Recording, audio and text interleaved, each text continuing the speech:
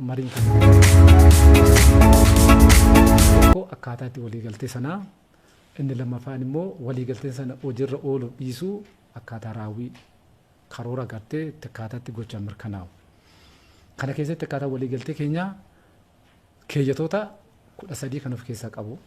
Keeyyatoonni argiteen irratti waliigalle sun keeyyatoota baay'ee gara 13 yoo qabaatan illee irra guddaa mataan guddaansa kan irratti waliigalle keessa inni tokko dhimma nageenyaati. Dhimma nageenyaa inni lammaffaan immoo dhimma waraana kana bosona keessa ture waraana kana dhufee akkam ta'a hiree waraana kana maal ta'a ka jedhu sanarratti dhimma hiree waraanni kun dhufee eega argitee mooraa isaaf qophaa'e sana gaseenee haaromsa barbaadamu ni fudhata akka fedhii isaatti maal ta'uu akka danda'u inni waraana ta'uu danda'u inni poolisii ta'uu danda'u qaama nageenya keessatti qooda fudhachuu akka danda'u qooda fudhachuu akka danda'u waliin taanee inni gama birootiin immoo lakkii kana booda qawween nagahee jireenya dhuunfaa koo jiraachuun barbaada ka jedhu immoo akkaataa kamiitiin akkaataa waraanni kun waggoota 5-7 ol sana olis kanneen jiran ni jiru dirreetti jiruuf jireenya isaanii obbaafatanii maaliin gad dhaabanii maaliin of jireessanii akkaataa kamiitiin agartee gurmeessinaa qaamni kanaaf taa'ee jira sana hordofuudha garuu agreementii keenya keessa jira dhuunfaadhaan iyyuu immoo lakkii gareeyyuun barbaadu dhuunfaadhaan galee jiraadha iyyuu ka jedhu immoo yoo jiraate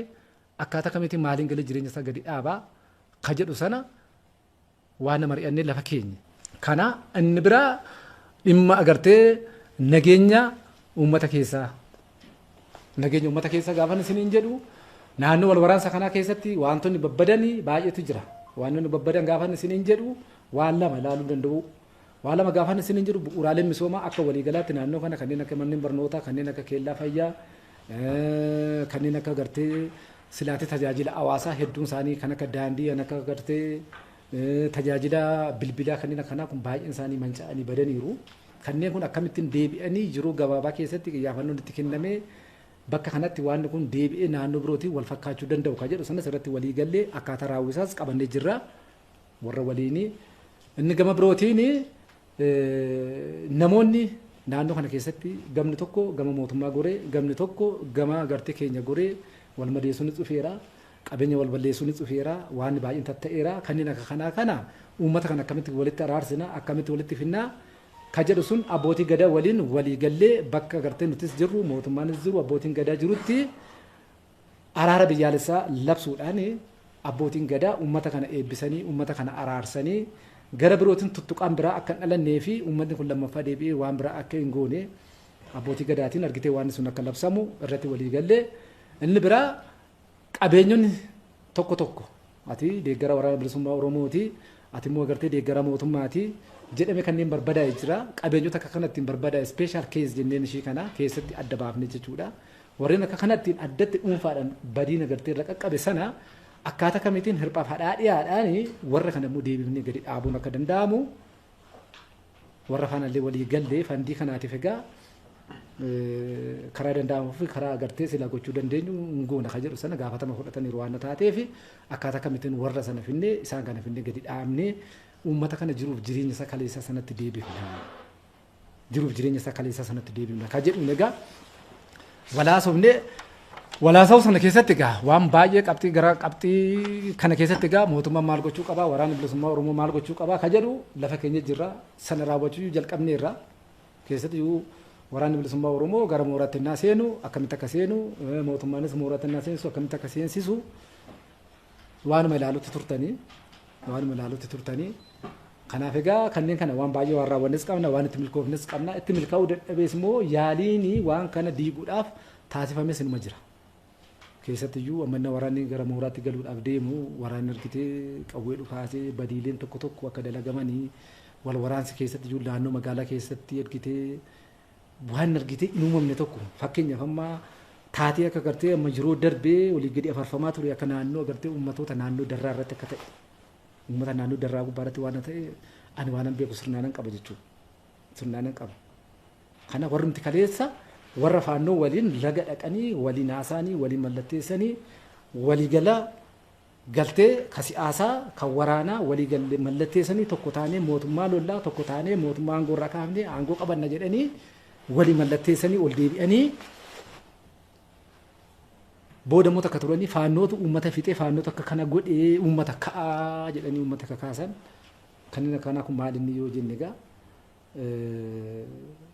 ajandaa siyaasaa agartee waan barbaadan sana galmaan ga'uudhaaf uummata aarsaa kaffalchiisanii dhiigi dhangala'u uummataa kacabu uummataa itti bahii siyaasaa sana immoo kan dhimma itti bahu nama biraati jechuudha.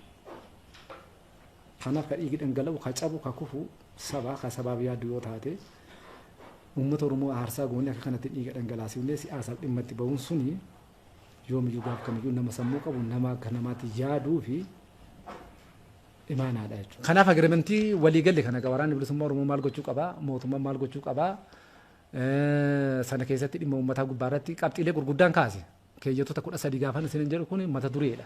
Mata duree kana jalatti egaa qabxiilee hedduutu jira jechuudha akkaataa raawwisaa keessattiyyuu uummata ilaalchisee humna ittisaa kan jedhamu biraa qabnaa.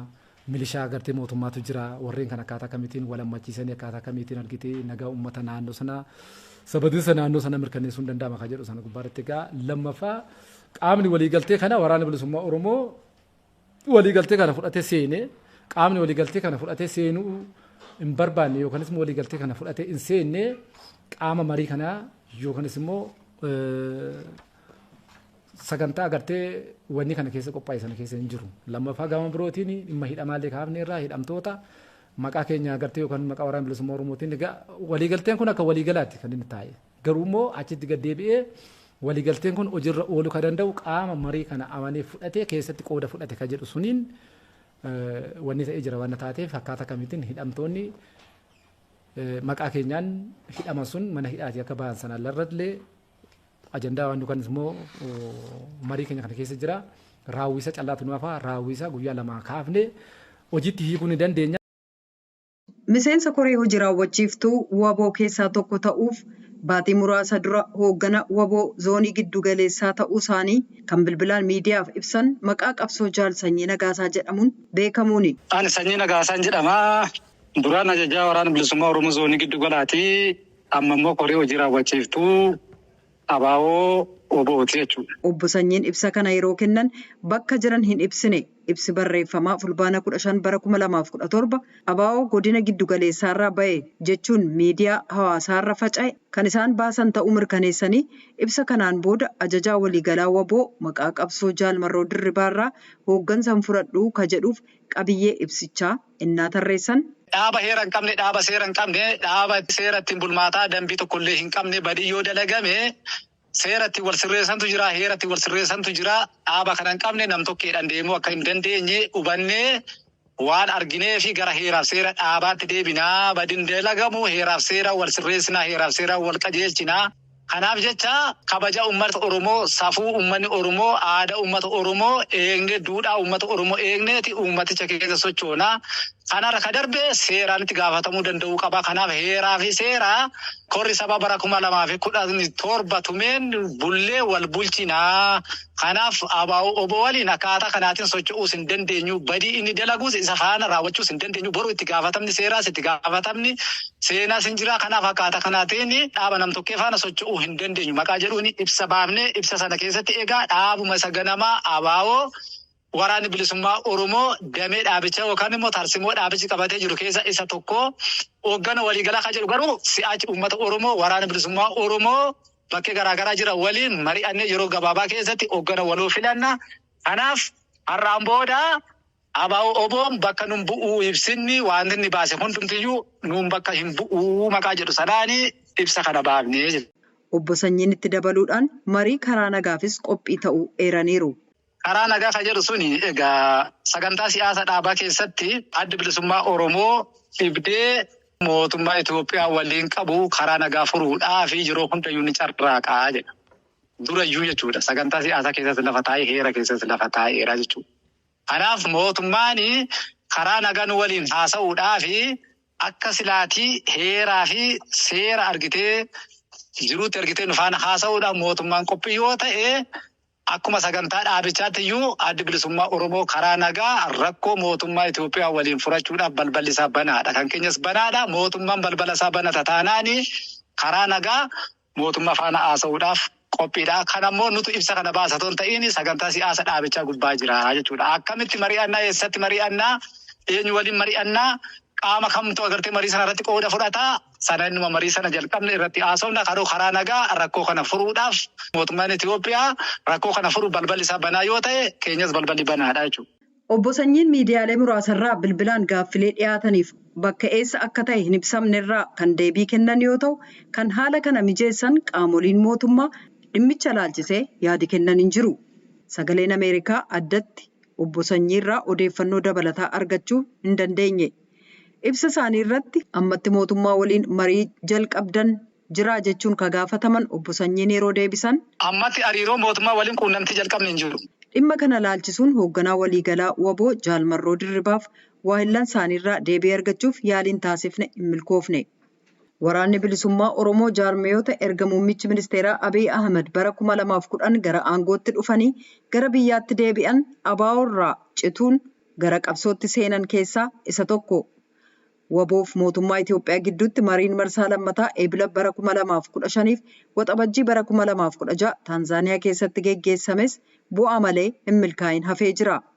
Dhaabbileen mirga namoomaa gama biraatiin wal dhibdeen kun karaa nagaa akka furamu waamicha dhiyeessuu itti fufaniiru.